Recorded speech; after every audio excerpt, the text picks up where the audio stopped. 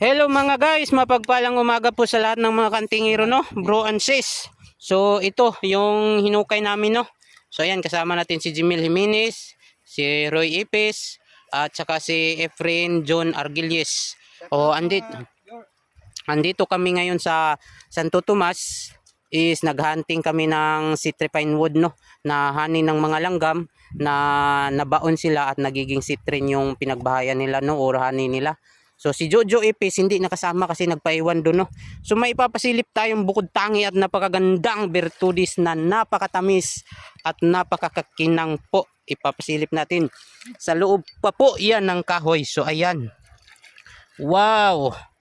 Is delicious. Tingnan nyo mga guys. Napakaganda at napakatamis tignan, no. So ito po. Ayan. Wow na wow. Ayan. Napakasarap, napakatamis tignan mga guys. So ayan mga guys, no, sa mga interesado, sa magnanais, mag-PM lang po kayo para mabahagian namin kayo, no, ng mutya na tulad nito.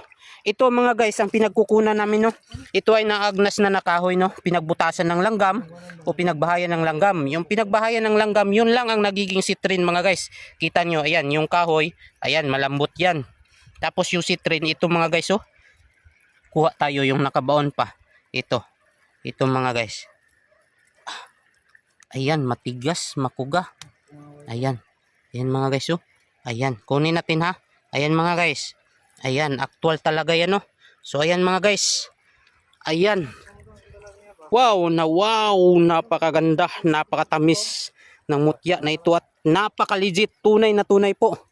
So yun lang pa, no. Hanggang dito na lang po, no.